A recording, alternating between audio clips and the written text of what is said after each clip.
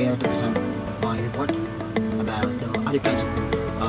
There are 5 kinds of group. First, the inocentric group. Second, the sinocentric group. Third, the functional group, or the peer group, and the last one, the reference group.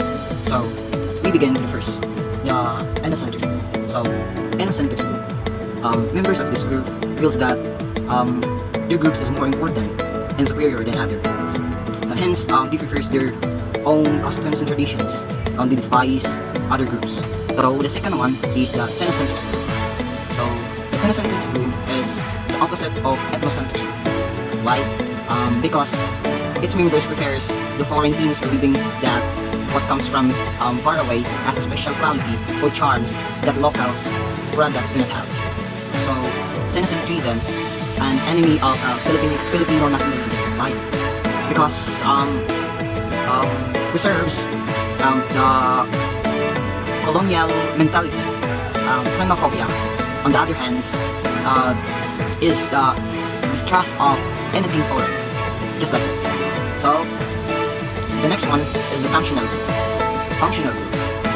Functional group, it is a group that represents a special occupational category seeking some reforms or opposing some changes.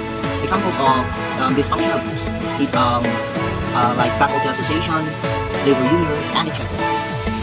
Next one is the peer groups. Peer groups. So the peer groups, it is the group in which the members are more or less equals in age and social status.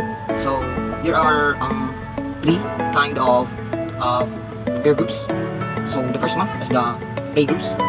So groups who relationships among its members are usually informal and spontaneously and often free of adult adult supervisions.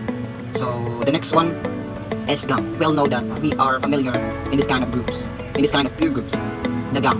So a gang is better structures peer groups that has more defined leadership.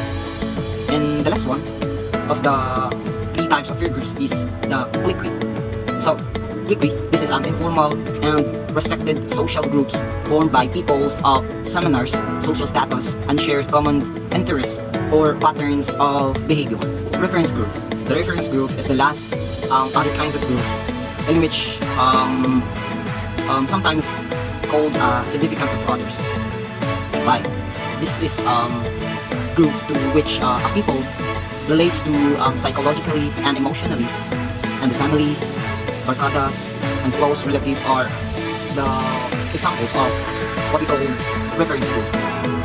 So this type of group is very important since it is highly influences our behaviors because it encourages or it is us to follow their standards of conduct and beliefs.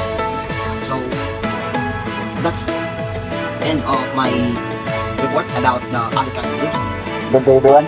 My topic is open versus closed stratification system. In a closed system of social stratification, it is nearly impossible to move up in the social hierarchy. In other words, you are stuck where you were born. On the other hand, in an open system of social stratification, social mobility is often possible. In other words, there are more opportunities for people in the lower classes to move upward into higher classes. Slavery is a system of stratification in which one person owns another as he or she would own property and exploit the slaves. Level of economic gain, slaves are one of the lowest categories in any stratification system as they possess virtually no power or wealth of their own. A caste system resembles hereditary nobility. In this system, a person is born into one of a number of social classes called caste. These castes are usually associated with some sort of occupation or social ranking. Caste system are closed. This is because one cannot move up or down in the caste system no matter the path life takes them. That's all everyone. So I am Orit and my topic is social mobility. So what is social mobility? Social mobility is moving from one occupational status or social status to another. To give you more example, I must introduce you the 2 kinds of social mobility, which is the horizontal mobility and the vertical mobility. So the horizontal mobility is just moving from one occupation to another without moving any social class. So for example, in our field, as I said earlier, if you work in an international company as a rating, and you move to an inter-island company as an officer, there's no social status, there's no improvement of your social status, because the salary of rating in international is most likely the same salary as an officer in the inter-island company. So That is the example of horizontal. Next is the vertical mobility. So the vertical mobility is a moving from one social status or social class to another. For example, is if you're waiting in an international company, and you are promoted to an official in an international company, that is a movement upward from your social class because you're still in an international company.